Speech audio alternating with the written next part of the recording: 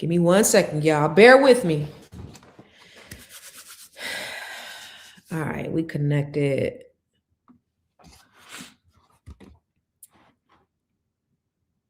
And we're live. All right. So to my Grow Your Money Club family, thank you guys for coming on here with me. As you are always on here with me every Tuesday. And if this is your first time being on here with me, just know I do these free trainings every Tuesday, or I try to do them every Tuesday. This month is International Black Women's History Month. And so this month, I'm doing something everybody, and of course, these trainings are not just for Black women. They're not just for Black people. They're not just for women. These trainings are for everyone, but in honor of Black Women's International History Month, what I'm doing is I'm just doing a series of trainings this March, just trying to help you elevate and stop hustling backwards. How many of you guys feel like you've been hustling backwards? How many of y'all feel like, I'm doing everything, but I'm just not making no progress. I'm not getting no headway. I'm not making no leeway or nothing like that. If you feel like that, then this month, this series is for you all, because I want you to stop hustling backwards. I want you to stop doing stuff the hard way. I want to get you on track. And what we're going to talk about today are methodologies that I personally have used that have helped not only me, but my clients. Really quick, the reason why, and for those of you, what's up? Double A said I didn't get any notifications. Let me tell you why, Double A, because you are on YouTube. So this is the Grow Your Money training, the gym masterclass. This is a gym masterclass. And I'm not normally public with these masterclasses. So the only people who really got notifications were the people who actually registered for this training. And so if you've registered for this training, then at the end of this training, for the people who registered, for the people who have signed up for this, I'm actually going to give you a free downloaded free template of one of the strategies that we're going to be talking about today. So in order for you to get access to that, you're going to have to register, and you're going to have to log in to StreamYard, where we're going live. So just so you know, for the folks who are not on StreamYard right now, if you're watching from YouTube or Facebook or whatever, you can go inside StreamYard right now and join the rest of us inside StreamYard. So it's on there right now. So, but I do these trainings. Every Tuesday, and this is just my give back. So I'm not asking for anything back. This is just things that I know that I do, and I just want to share them with you. And how this was birthed was, I recently wrote this ramp journal. So if you don't have it, then you need to get it, because it's an amazing journal, and it actually changed my life. I use this method, the ramp method. We call it the ramp method, and I teach it inside Net 7 Collective. And I use this ramp method when I was transitioning from, moving from California to the DMV area, when, I was transitioning my business and all the things, and I was going through a lot. And so I started doing these started doing this ramp, what we call ramping, every single day. It changed my life. Wrote a book. And so what came out of the ramp is I was just talking about, well, what can I do to give back? How can I help people in a way that, I'm not asking for anything back? And okay, make sure. And so this Tuesday masterclass was birthed out of that. Okay, so this is just my give back. So today we're going to talk about your credit. So this month we're going to, in honor of National Black Women's History Month, we're just going to be talking about some things that are keeping us from really hustling backwards. So we're going to talk about credit today, because credit is the foundation of everything. I've been obsessed with credit for a long time, and the way I became obsessed with credit is when I was young. I used to overhear my parents talking all the time about what they couldn't do, what they couldn't have, because we got bad credit. I had no idea what credit was. I just knew it was running our lives. I knew that we couldn't do nothing because my parents had bad credit. I had no idea. And so I vowed, when I got older, when I got good and grown, I wasn't going to have bad credit. I was going to have great credit forever. So I started out real good, real strong, 800 credit score, doing all the right things. I used to keep all my files all neat and everything. I was so organized. I was overly organized. And I still do that now electronically. I have all my documentation and I have everything. I'm super organized when it comes to my business. But life happened. I started making a lot of money. very quickly. I started real estate in 2002. I was 26, 25, 26, and I started making money. So before I did real estate, I was in IT as an IT analyst, and I was making like $70,000 a year in IT. And then my first year in real estate, I made what I made in IT, so $70,000. And then after that, I never made under six figures. And so, as a 26, 27, under 30, like it was like, okay, the more money you make, the more money you spend, the more things you need that you think you need. So I needed a bigger house. Like, what is this 2,200 square foot home gonna do with me and my husband and my daughter? We need a mansion. So then I needed like a Mercedes. Like, I can no longer drive. What was I driving? Can no longer drive a Jeep Cherokee. I need a Mercedes, right? And so I got overextended. And so then I started having more kids, started making more money, started acquiring more things. And then I got bad credit. Da, da, da, da. And I had more month than money. And I ended up having a 379 credit score, 800, 379 credit score. I've not met many people who've had 379 credit score. But I will tell you this, because I say this often, but I don't tell this part. Why I had a 379 credit score, it wasn't because I was a bad steward. It really wasn't. It was because when you file bankruptcy, the bankruptcy attorney tells you you can no longer pay any bills. And I was like, oh, are you serious? And he was like, don't pay nothing else. Don't pay a credit card. Don't pay a car note. Don't pay nothing.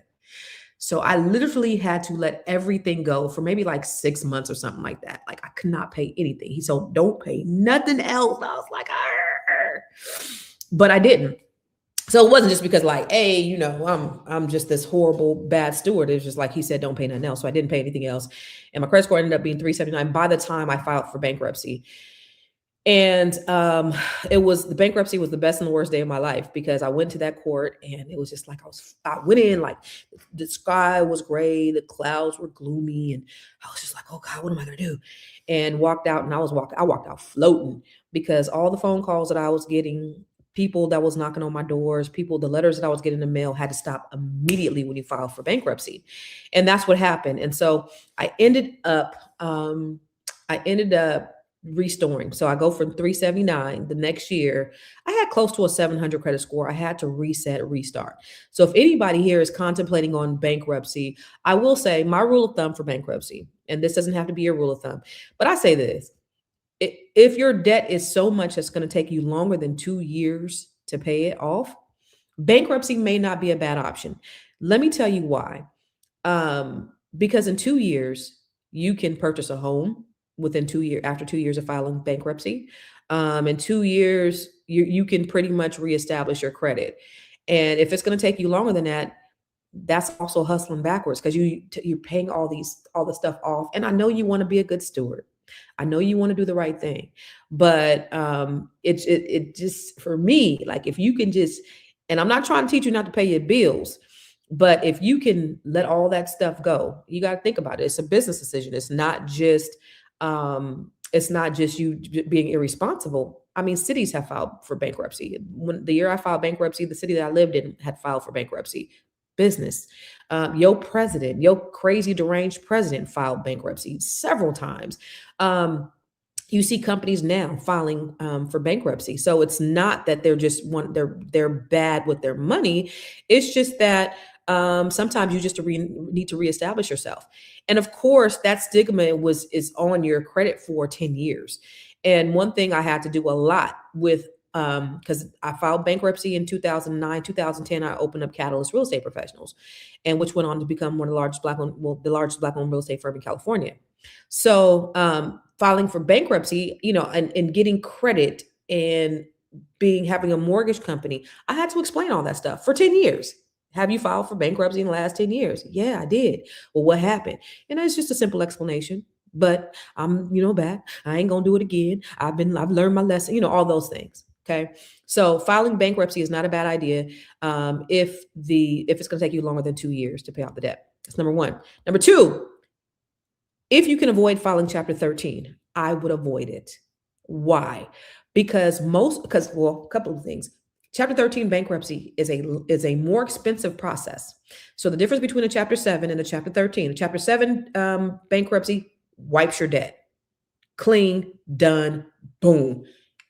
Everybody got to stop calling you right away. Okay. You're done. The debt is discharged. They never can call you again. You're good. And then there's this catch-all. Like if there's something that pops up on your credit later that they didn't catch in the bankruptcy, that also gets, some things that weren't reported on your credit report, that also gets included in the bankruptcy as well. It's great. Chapter 13, it's a repayment. And some people are like, listen, I want to pay my debt. Y'all got to know these companies is writing off this debt anyway. They're getting a tax benefit from you not paying your debt once they charge it off, right? But anyway, they're like, I want to pay off my debt. Oh, that is very noble of you. That is mighty noble. I think that's great. But sometimes you have to file Chapter 13 if you have tax liens or if you have student loan liens, because those are two things that you cannot discharge in a bankruptcy. Sometimes you have to. Okay.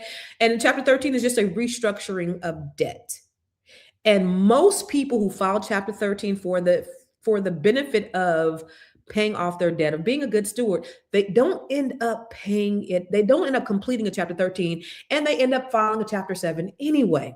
So a good majority of people who try to go through a 13, who've gotten the bad advice, if they don't have tax liens or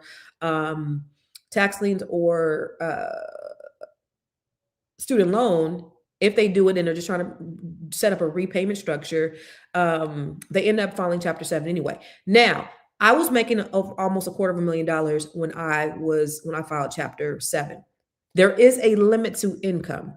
So if you ask, well, and of course the limit is not $200 and something thousand.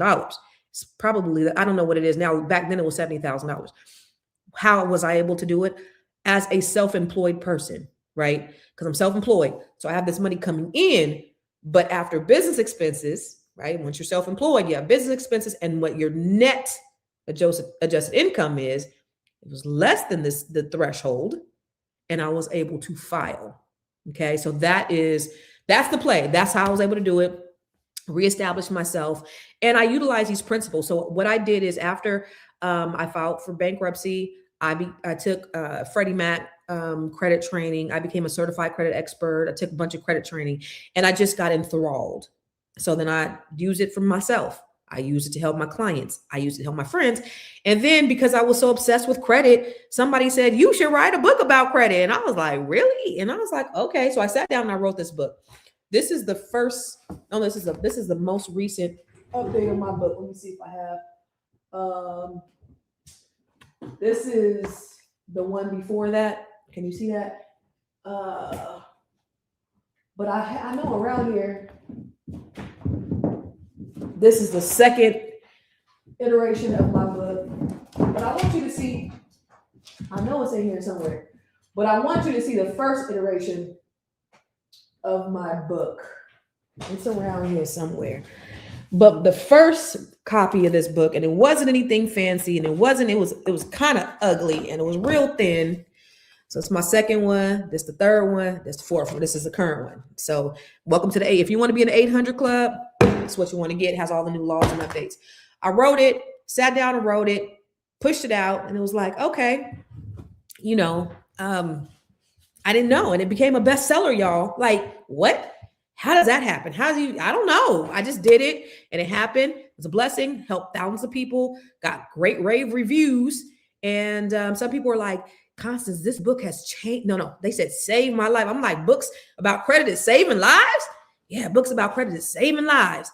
So that's what I did. I just did it, and God blessed it, and it helped people. And one thing, when I was in Stockton, somebody who worked at Amazon was like, we have, I think it was this one right here. They're like, we have this one in here by the crates because so many people order it. So I was like, what? Y'all got crates of my books? It was like, we got crates. We got pallets of your book. So it's done really well. And like a lot of agents would buy this for their clients, and they would just give them out to their clients, and they like, use this, and then, get your credit score up and all that. So people raise their credit scores. So I became obsessed with it, and it's helped, I've helped a lot of people as a result. And so now I'm here talking to you about credit because it's so important. So the reason why credit is so important is because wealthy people don't use their own money. I exist to help Black people, specifically Black people, build wealth, create wealth, build wealth, grow their wealth, invest, and pass it on to their children and their children's children. That's my mission. That's what I do. Whether it's in real estate, whether it's in business, helping you grow your business, however. And credit is really the foundation of that. If you have good credit, you can do a lot. Notice that wealthy people are not spending their own money. They are spending other people's money. Well, how do you get other people's money? You got to have good credit. And unfortunately, many people aren't taught this financial literacy. And so that's why it's not only important for when you learn, when you show up at these trainings, that you're also teaching this to your children and your communities too. Don't be a gatekeeper. Don't be stingy. Each one teach one. All right. So the first thing about having good credit is, or understanding your credit. And I'm going to always teach this part because I think this is really important, is understanding your credit pie. And let me pull this up. Your credit pie, when I learned this credit pie, yo, it was like I got through oh shoot, I didn't save it right. I got to save it as a JPEG. Let me grab it real quick. But when I first learned about the credit pie, it was like, it was like I learned the secret, the holy grail, because once you understand how credit works and you understand this ooh, that's some country shit. Once you understand this credit pie, then you understand how to keep your score up. Okay. So let's go with it. Let's rock with it. Let me pull it up. So, and many of you seen this credit pie, but we're going to break it down. Okay. So Deborah said, I'm ready to be in the 800 club. Yes. Catch, you can purchase the book from Amazon. Absolutely. It's on Amazon, and you go look at the comments on Amazon. So this right here, y'all, this is the holy grail. I always got to bring it back to basics because I need you to understand how muy importante this is. Okay. So the payment history, your payment history, how you pay your bills. How do you pay your bills? That is 35% of your credit pie. How you pay your bills is 35% of your credit pie. So if you make a late payment, so that means if you are 30 days beyond paying that bill, that could hurt your credit score. Oh God, 35% of that is your credit, is your on-time payments.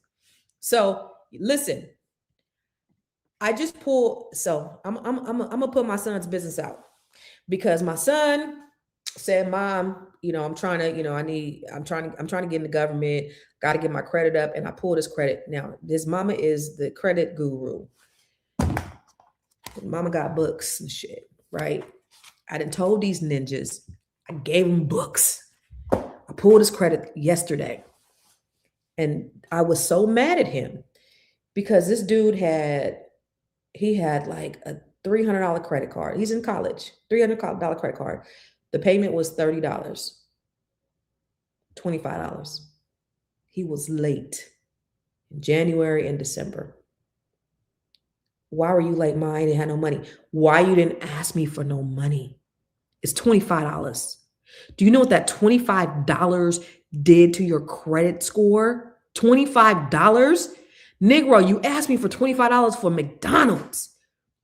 So this late payments, 35%, something recently, how that impacts your score, it could be devastating. The higher your score is, the higher the impact is when something happens. So say you have an 800 credit score and now you have a 30-day late. 35% of 800 is huge. That could be 100 points. But 35% of 500, it's not going to be 100 points because it's only 35% of 500. Does that make sense? So it's not going to impact you as much if you already have bad credit. So having late payments, huge. Try not to make your payments late.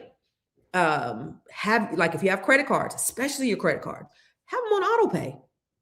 If it's the limit, this is what I do. I have all my credit cards on auto pay. Everything that I have that reports to the credit bureau is on auto pay, but especially my credit cards. And my auto pay is the minimum, because at least if I forget, now I'm always going to pay the maximum, not the maximum. I'm always going to pay more than the minimum on my credit cards, but at minimum, the minimum is going to get hit. Why? Because a late payment is devastating on your credit report, on your credit score. Okay.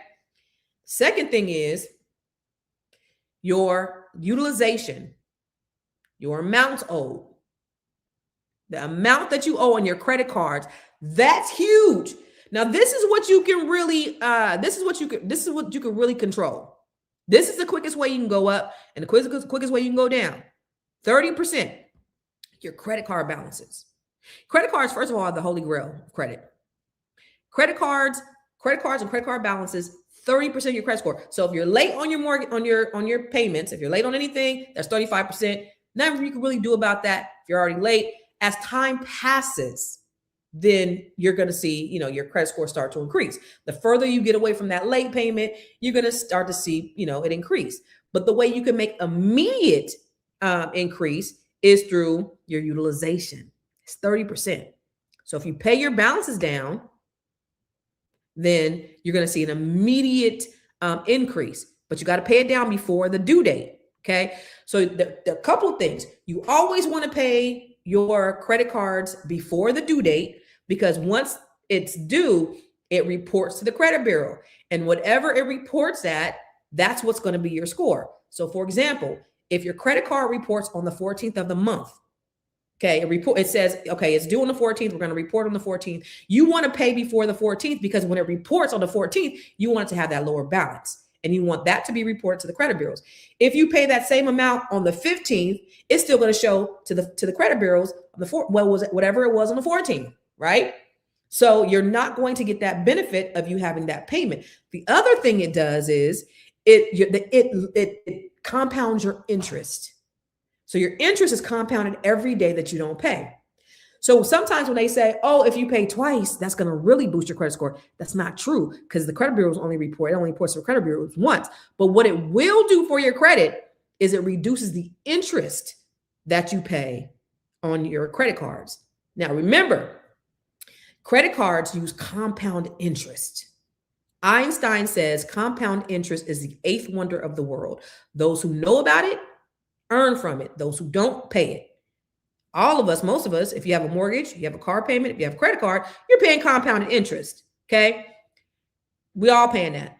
But those who are smart are the ones who are collecting from it. So that's having stock, S&P 500, having life insurance that generates any other vehicle, your investment accounts, those generate compound interest. You want to have something that's countering the compound interest that you're paying out. So paying before, or if you pay twice in a month, that's going to help you reduce the interest. I would show you, I don't have a lot of time, but okay, I'm going to show you. I want to show you what compound interest is. If you've seen me before, the credit calculator, how it works. I'm going to show you the debt repayment calculator. I'm going to show you how that mug works, and I'm going to show you how compound interest is, because I think it's so important. It's mind blowing. Okay. So let me just show you real quick how this ish works. So if you go to Credit Karma has a debt repayment calculator, y'all. So this is the credit card. So say this is a credit card that you got. You owe $1,000 on this credit card. I want to make sure you rocking with me. Can y'all see what I'm talking about? Can y'all see what I'm saying? Okay, y'all see what I'm saying. Yeah, credit card, $1,000 credit card. The average interest rate on a credit card is 29.9%. Okay. The monthly payment is $25 per month. Okay. You got $1,000. Interest rate is 29.9%. That's the average interest rate on a credit card. You pay the lowest monthly minimum payment, $25 a month. Look how much you're paying in interest. It's going to take you over 20 years, almost 20 years to pay it off. And you're going to pay a total of $47.99.88 in interest. You're going to pay nearly $5,000 in interest if you just pay the minimum. That's compound interest. Okay? That's how it works. Let me show you also how compound interest works. You pay an additional $25, which is $50. That takes you down a little bit over a year. You see $25 does to that interest, and you're paying $416 a month in interest. They want you to pay the minimum. Trust me. They want you to pay the minimum because they collect the interest. You never want to pay the minimum on your credit cards. Is that crazy? That's crazy, right? So credit cards, is the holy grail of credit. Just make sure you do not pay late. Okay. That's 35% of your credit pie. Make sure that you're not maxed out. That's 30% of your credit pie. So if you're late on your credit cards and you're maxed out, you're killing your credit score. So those two things are extremely important. Next is your length of history. So I gotta tell y'all this. Don't ever close a credit card. Why? Because your history is 15% of your credit pie, your history. So the longer you've had your credit, the more it adds to your credit score. So if you've had a credit card for a long period of time, don't close it. Okay. Use it, don't abuse it. If you're like I had a pastor, 800 something, is almost close to perfect credit score. He closed a $20-year credit card. I was like, why? And he said, well, it was just interest and I wasn't really using it. And I said, you could negotiate the interest. You could have called him up and said, yo, I need you to reduce this interest because you got perfect credit. But what happened was when he closed that old credit card, it dropped his score because that link disappeared. Okay. It's going to come back, but you just really don't want to close an old credit card. Okay. Not an older credit card. The next thing is your types of credit. Types of credit. You want to have a mix of credit. You want to have, if you have a mortgage, car, all of those things together combined, they help your credit score. So, you have a mix. You just don't want to have one thing. You just don't want to have student loans. You just don't want to have credit cards, even though credit cards is the holy grail. You want to have a good mix of credit. Okay. And use it, don't abuse it. And finally, your inquiries, that's 10%.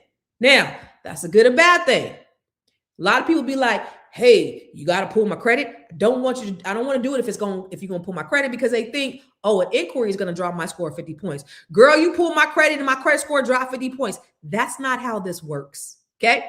An inquiry is not going to cause a 50 point drop. What happens is if you say you pulled your credit last month and then you got it pulled this month, it's probably a difference in something that happened with your balance. Maybe you have a new late payment or something like that, but it's not the inquiry that's causing the 50-point drop. Okay. But of course, a lot of inquiries can definitely negatively impact your credit score. Okay. Somebody said this is better than college. Okay. So once you learn that, like you rocking. Okay. Now, all of this stuff is inside all of my books. I have this book right here. You can grab that on Amazon, Keeping Score. Somebody said they just got their Keeping Score. This is my first book that I ever wrote. Well, this is the fourth edition. And then I have this workbook, which is like Keeping Score on steroids. Like, this is like good. This is really great. One of my friends was like, I gave it to her as a gift. She was like, this changed my life. She didn't say it saved her life. Somebody online said it saved her life. She said it changed her life. And then online, I have the Grow Your Money Club, which has all of my trainings, include the Credit Repair Masterclass, which not only teaches you how to repair your credit, but you can make money doing other people's. But anyway, I digress. Let me tell you about some other holy grail, okay? So I often talk about credit and I talk about different facets of your credit, but today I'm going to talk about something a little bit different. But I always wanted to start with the foundational stuff because that credit pie is everything. But I do want to talk about disputes. Okay. So if you've gone through credit repair, 99% of credit repair is disputing. That's all they're doing. They just spraying and praying. You do not want to do what I call the spray and pray method. You just disputing everything, hoping some shit will fall off. Now, when I first started doing credit, that's what I did. And I remember I was like, I'm experimenting. So I'm telling my assistant, I'm like, yeah, do this, dispute, go, girl, dispute this. She disputing everything, right? She's disputing some old shit. Y'all, bless her heart. She was like, now they're calling the office. Now they know I exist. You don't want to dispute things that have not reported in years, that are getting ready to fall off. There is a statute of limitations in which they can collect. And sometimes they will illegally try to collect from you, even though they cannot legally collect. So you want to be very strategic when you're disputing. Okay. So what is a dispute? Let's define what a dispute is, because people are just often sending out these dispute letters. They're, credit repair agencies. All they're doing is have you sign a dispute letter. You got to send your ID, maybe a social security card, maybe utility bill, whatever. They send them to the credit bureaus, hoping they'll fall off.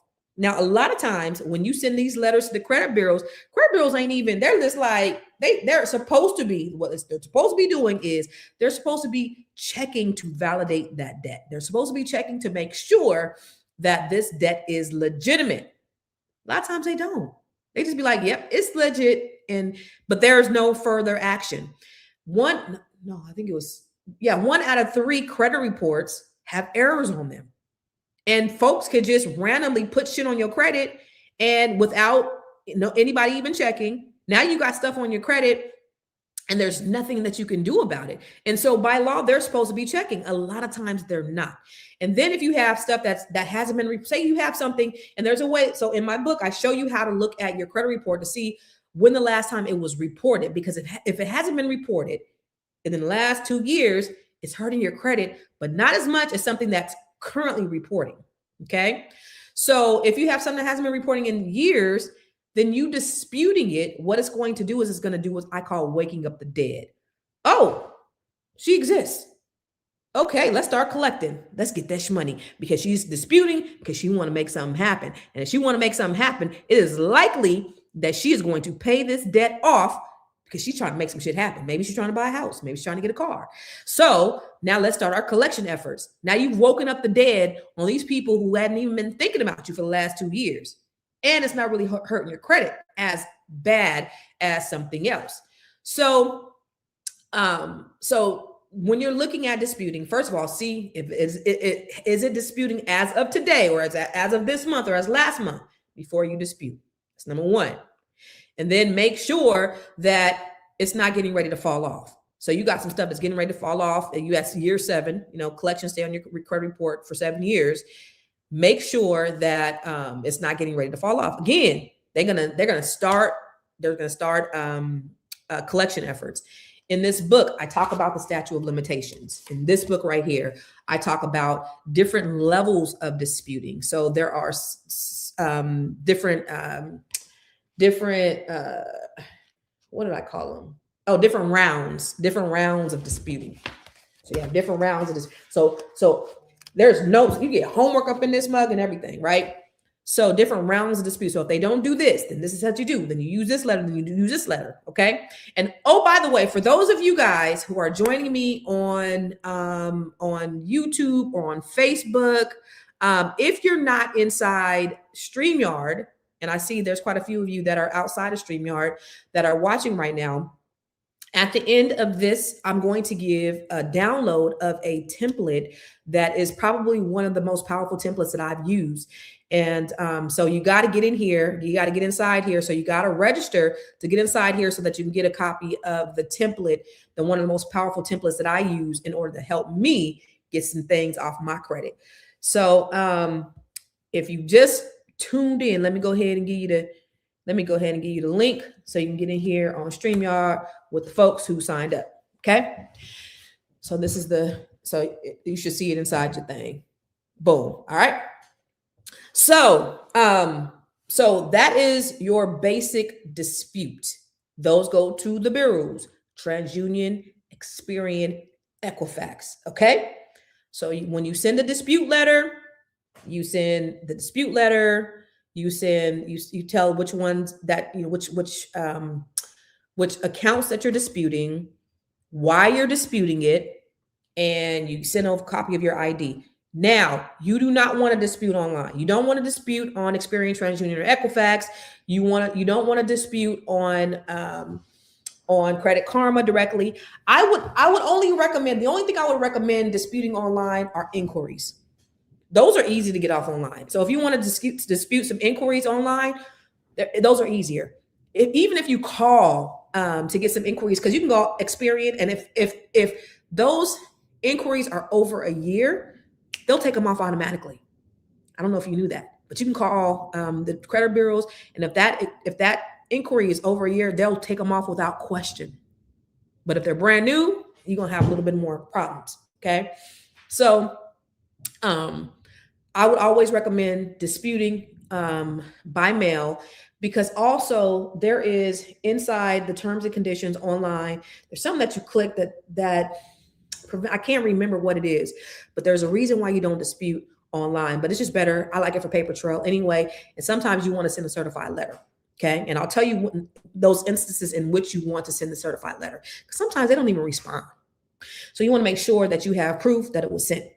So that's the first level of disputes. Okay. That's not to be mistaken with the rounds of disputing that I'm talking about here. It's the first level of dispute. The second dispute is a 609. Somebody said, Deetra said, I'm hopping off at 9:45. Is there a way to email the template?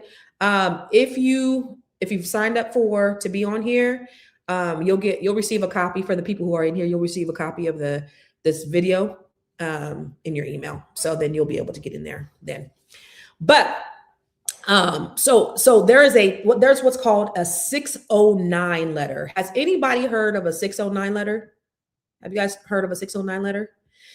So let me tell you what a 609 letter does. Hold on one second. I just want to give you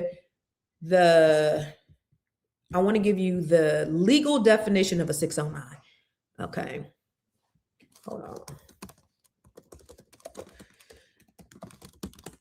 on really quick. So because I've used this to get collections straight removed from my my credit report.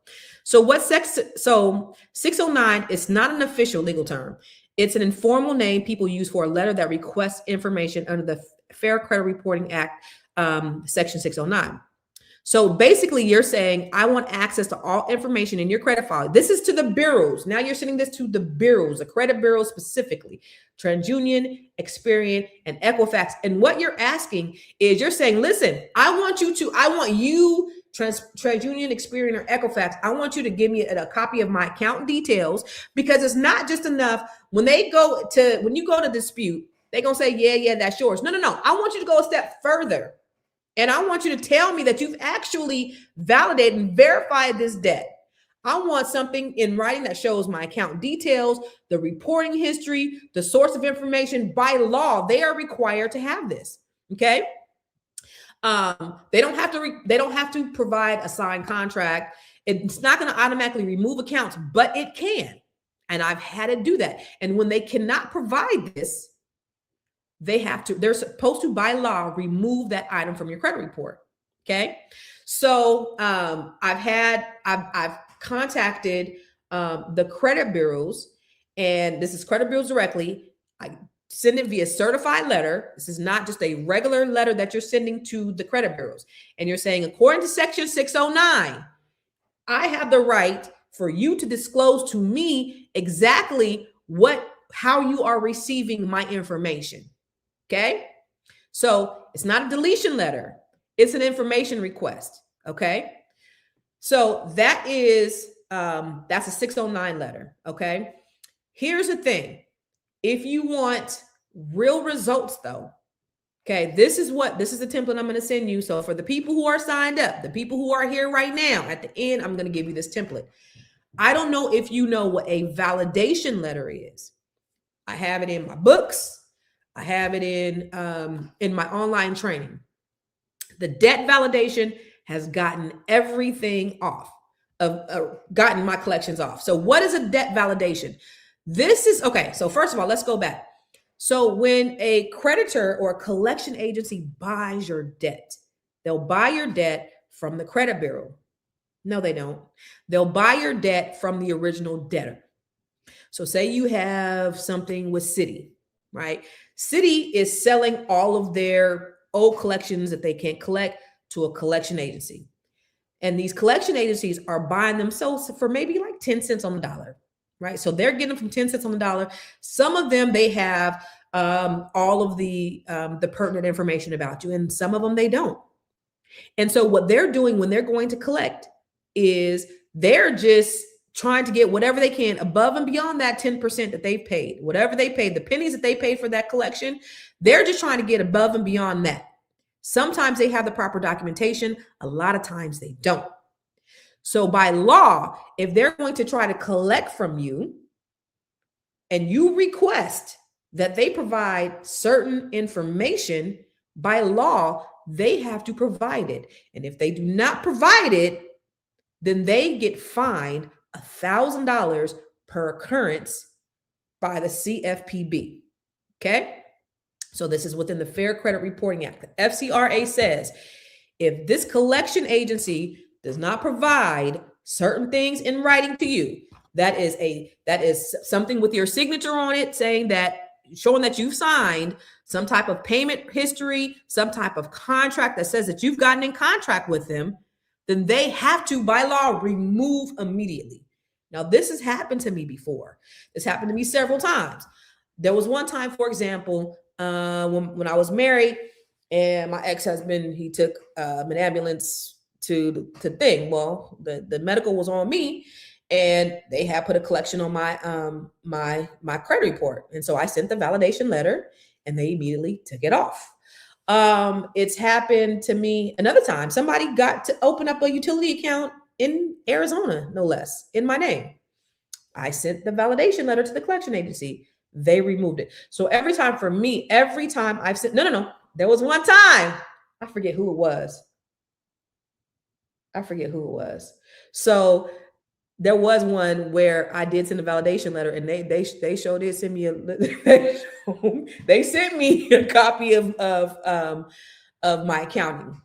And so then what I ended up doing is I ended up doing a pay for delete. So I ended up going back to the collection agency and said, okay, you got it. Okay, now let's do a pay for delete. And what that is that saying, if I pay this, will you delete it from my credit file? And so sometimes they will and sometimes they won't. For example, I just had a client 2 months ago, perfect credit. Her credit really should have been 800 something. And her credit was, I think it was like 699 or something like that. Credit was amazing. Utilization was amazing, but she had one collection. It was $200 collection. It was killing her credit score. So I called personally, act like I was her, and I was like, hey, because I own a mortgage company, so I'm doing her loan. She's a VIP client of mine. I called, I'm like, hey, if I pay this $200 collection, will you remove it from my account? They said yes. So they did. Her credit score went up back to that 8. So it was like 150 points that she got overnight just by moving this one collection by doing a pay for delete. Now, here's the thing about doing a pay for delete. A pay for delete, sometimes these collection agencies, because they'll have contracts with the original creditors saying do not allow a pay for delete. Some of them will. They'll have contracts, and the company will say if a client comes to you and they want to pay for delete, you can't let them, and they just can't do it. But what they will try to convince you of is, oh, it's just the same as doing a pay for delete. If you pay it and it's just, we mark it 0 on your credit report, it's the same as a deletion. It is not. It actually can hurt your credit score worse than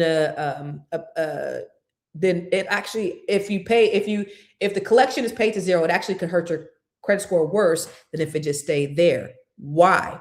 Because now, especially if it's an old collection, it hasn't reported in a couple of years. Remember, I told you old collections that haven't reported in a couple of years, it's affecting your credit score, but not that greatly. Well, you pay off this old collection and now it's 0. Guess what?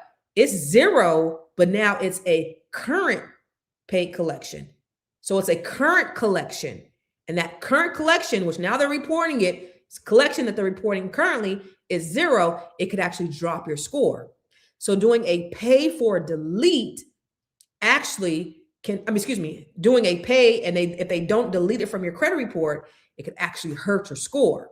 Okay. So if you ever do a pay for delete, do not allow them to tell you, oh, we're just going to mark it 0. You want something in writing saying that they are going to delete it. Okay. So that is muy importante when it comes to getting things off your credit. Okay. So those are the 3. I really wanted to focus on those 3 debt validation, those 3 disputes today. That's the biggest thing I wanted to really focus on, because I think it's something that we don't focus on enough. A lot of people know about keeping your credit score, your credit credit card balances 30%, no more than 50%. You really want to kind of keep it at 10% to get optimal credit. You want to have credit, use it, and not abuse it. Okay. So for those of you who sign up, I'm going to give you the debt validation template, and it's going to give you the instructions. Okay. So it's a whole sequence of instructions. And this is for the people who are signed up for this training right now. You're going to get a whole sequence of instructions on how to, what to do, the step-by-step of how to send it off. If they don't respond, what's your next course of action, how you go to the credit bureaus and then dispute. And if that doesn't work, how to file a complaint with the CFPB. So for those of you who are signed in, who are signed up, you'll get a copy of that at the end. But before we go there are some questions in the chat. So I want to answer the questions in the chat. For the folks who are in here, I'm going to give you guys the link so that you guys can download the validation letter, the validation template, the validation ebook. That's for the folks who are in here. And then for everybody else, you got to come in here so that you can get it. So if you have questions, go ahead and put them in the chat. I'm happy to answer the questions right now. All right. So I'm going to go through the questions right now. All right. Bet. All right. So let's see. Oh, and for you guys who want to come in here to StreamYard right now because you want to get a copy of that validation, I'm putting it up here in the screen. So for y'all, it's in your feed right now. All right. All right. So let me see. Can everybody hear on Facebook? I'm sorry. Let me put on there. I think so. How do you purchase my book? Go to Amazon. Or you can go to my website. So if you go to ConstanceCarter.com, if you want an ebook, if you're going to get the ebook, just download it directly from my website. Okay. Don't download the ebook from Amazon. Download it from my website. Ebony, she's an agent with Catalyst Real Estate Professional. She said, please read the fine print for those bankruptcies, especially Chapter 13. I know someone who had to sell their home to pay debts, not understood. The attorney should have told them. They should have had an attorney tell them about the Chapter 13 bankruptcy. Because yeah, that absolutely can happen because the debtors can come after you and they may want you to settle the debt. So Chapter 7 as well. So make sure that you're clear when you talk to your attorney if you have any assets. I know that they cannot touch your 401k and your retirement, but they absolutely can make you sell your home if you have one, if there's enough equity or whatever. So make sure that you have an attorney who's worth his salt who can give you that information. Good shit. Deborah, ready to be in the 800 club. Yep. What's up, Johnny? Johnny said, I have your bookkeeping score. Make sure you read it. How many days before the due date should you pay it on your credit card? Good question, Deborah. So a day before the reporting date, not necessarily the due date, but the reporting date. So call your credit card company and see, or go online and see what day they actually report to the credit bureaus. One day before that is sufficient. Okay. But if you want to cut on the interest, which I showed you guys in the beginning, that's where you go and you're going to cut on the interest. That's where you pay twice. All right. 416 says it's better than college. I love it. Dana, you got my books? Thank you.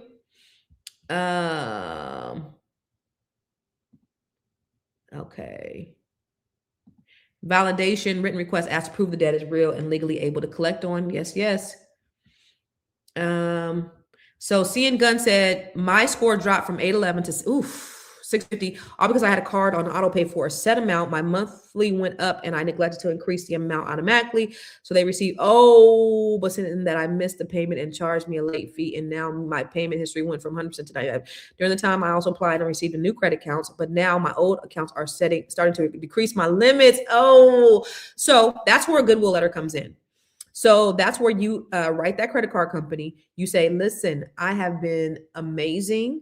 I've made the payments on time for so many years. Can you do a courtesy late payment removal on this? And sometimes they will. And if they don't, you escalate it and you escalate it and you escalate it till you can't escalate no more. Now, the further you get from that late payment, your credit score is gonna bounce back. But Yeah, man. And then you just simply tell them what happened. Tell them that, you listen, I didn't, this was an oversight. I had it set up, as you can see if you look at my history. Like, so just make your case. Okay. It shows up as paid, not as agreed, something to that effect. Is there a way to remove the missed payments on my score go up? Yeah, that's the goodwill letter. That's exactly what you do. Good refresher. That's what's up, Chris. Shout out to Chris, a member of Net 7 Nation, Atlanta chapter, I think you're in. And oh, by the way, if you are a woman or a black woman, if you're a black woman and you know a black woman, Net 7 Collective, Net 7 Nation is a group of women that I coach. I coach Net 7 Collective, which is my inner circle. Net 7 Nation, we have chapters all over the country. So if you want to become a part of this community of black women who are on the move, then go to my website. All right. What can you do about a signature loan that has been paid off with the bank and the account has been closed and your credit score dropped because the account is closed? So is a signature loan, because I'm not familiar, is it a revolving loan or is it an installment loan? So Johnny, can you get back with me and let me know if this is a revolving loan or an installment loan? So a revolving loan is like a credit card. An installment loan is like a loan that, like a, say, car payment, or a personal loan that you pay. And because here's the thing, and the reason why I ask is because a revolving loan, once you close a revolving debt, that's the thing that reduces your score. An installment debt, if you pay that off and they close it, it should not have a negative impact on your credit score, because that's what they're for. They're for you to get a loan and pay it off, and then they close it. That's how it is, because it's paid off, it's closed. It should not negatively impact your score. But if it's a revolving loan, which is something that should be continue to go, you definitely don't want those closed. And if it did close, then you could ask them to reopen it and could continue to use it. So now here's the thing too about credit cards and revolving debt, is that there's a difference when a credit card is closed by credit grantor or closed by consumer. When they have to close the credit card, it'll hit your score worse. Okay. So you never want to close a credit card, but you never want them to close your credit card, because that affects you even more negatively. All right. Is there a beginning credit score? My 21-year-old said that what Score Hills wasn't good enough, but has never used any credit. He probably doesn't have the beginning is nothing. I've seen people with no credit. So it just all depends. But I would, if you, Marquisha, if you have a credit card and you're an authorized, you add him on as an authorized user as one of your good credit cards to increase his credit score. So the good credit cards needs to have 3 things. Okay. 1, low utilization. Okay. Make sure that the credit card you add them on is not maxed out. Number 2, you want to have some length on it. Have it at least a minimum of 2 years. And 3, no late payments. Y'all, I've had clients that said, I told them, hey, go have your mama put you on their credit cards. And then they put them on a credit card. They came back, okay, guys, I'm ready to go. And I'm like, why'd your credit score drop 60 points? Because they got on their mama's badass credit cards and their mama was late. Now they got the late history. So you want to get on something, you want to put him on a good credit card, a healthy credit card, a lengthy credit card, and not, just any credit card. Okay. Anastasia, get the book. And you can sign up for the Grow Your Money Club. Grow Your Money. I have all of my training on here. Let me answer some more questions. But before I answer some more questions, just so you know what the Grow Your Money Club is. While everybody else is out here blowing their money, you about to be growing your money. How?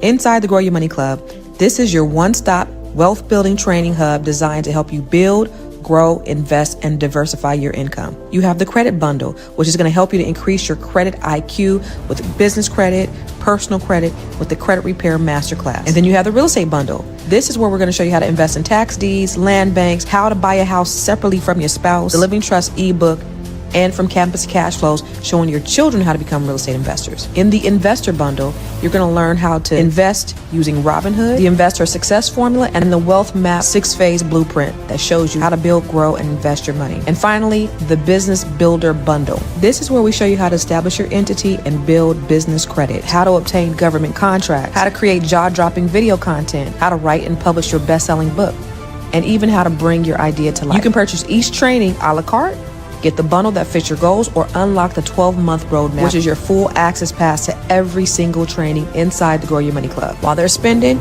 you stacking. While they're watching, you winning. Join the Grow Your Money Club today.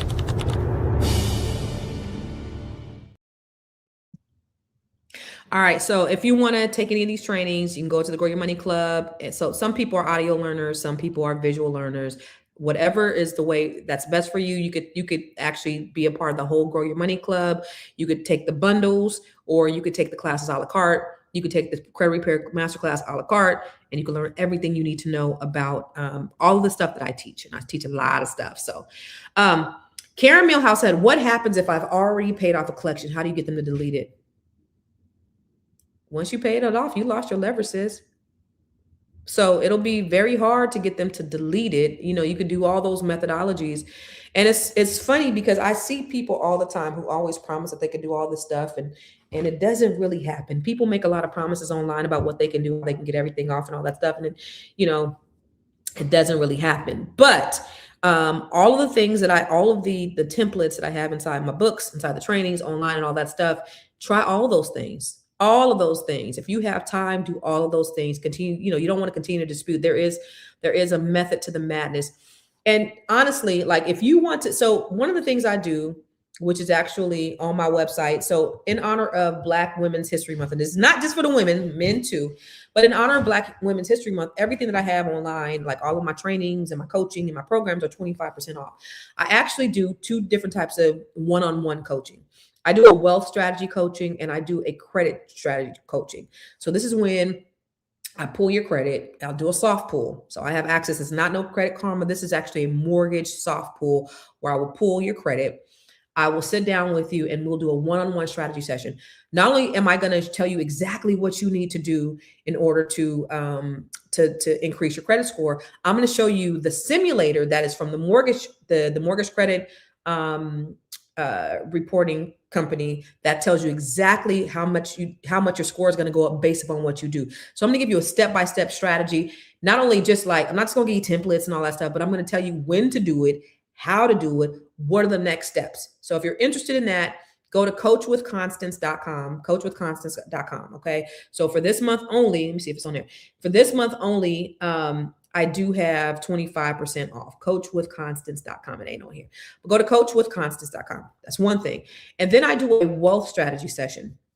Now, what is that? That is the credit plus the wealth. So this is for people who they want to get their credit together. Okay. So we're going to go through the credit strategy, and then say you want to start building, you want to start investing in real estate. One thing that I do really, really well is I know how to structure and strategize based upon your income, your assets, how much you qualify for, your debt to income ratio. Because remember, I own a mortgage company. I own a real estate company. I'm an expert in those things. Those things I know. Some things I don't really know a whole lot of. I know real estate really, really well. So I'll sit down with you and I'll help you to strategize. If you want to have 10 doors in 2 years, we'll talk about if that's realistic, and we'll put you on a plan specifically based upon what you have. Like if you have properties, what are the properties we can leverage? You know, maybe, and I'll do comps. You'll have comps. So you get actually a full-fledged report.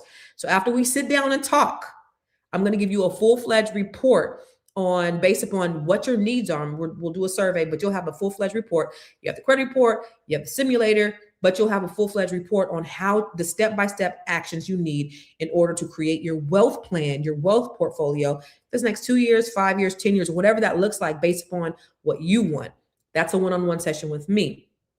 And so those are both on my website. If you go to coachwithconstance.com and you put in, because the code is, God dang it, the code is, BW Black Women's History Month. That's the code to get the 25% off. The code is BWHM. That's the coupon code. Okay. So if you want to work with me and you want to sit down and do a one-on-one strategy session, either the credit strategy session, specifically between you and I, where I give you a copy of your actual credit report. It'll have your actual FICO score for all 3 bureaus. I give you everything you need in order to get your credit score up. So there's no guesswork. It's very specific and catered towards you. Okay. I'm not just giving you dispute letters to send to the credit bureaus, but we'll strategize. So if it's a validation, if it's a 609, if it's a dispute, whatever, if it's a pay for delete, whatever that looks like, I'm going to give you the strategy that's going to specifically help you in your situation. Okay. I do those on Fridays. So my Fridays, I do my strategy sessions. I do my one-on-one coaching on Fridays.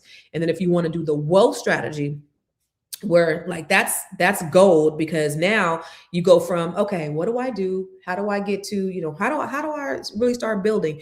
And a lot of it is based upon, just not having the knowledge, people being the fear. Well, I'm gonna give you the blueprint. Let's talk about the blueprint. So I'm gonna give you the blueprint. And so go to coachwithconstance.com. Let me put it in here, coach, and then put in the coupon code BWHM. So go to coachwithconstance.com, or you go to my website. It's all on my website. Everything on my website is 25% off, whether you want to be part of Net 7 Collective, which is the inner circle group of women that I coach. If you want to be a part of that, 25% off. Okay. And then finally, for those of you guys who have been waiting for the link, here's what I'm going to do. Y'all, if you guys are on YouTube, Facebook right now, I'm about to excuse you guys. And then I'm or Instagram, I'm about to excuse you guys right now. And then this is only for the people who are registered for this class. So I'm going to go ahead and disconnect from y'all. So if you want to just come on and get this information real quick, got to sign in and get under here. Okay.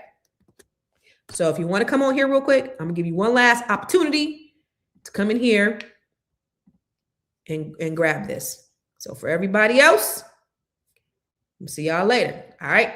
So hold on while I remove them from the stream, you guys. So this secret, I'm gonna remove you. Bye-bye, Facebook. Remove Facebook. Remove YouTube. Sorry, people. You guys should feel so lucky. Okay, y'all ready?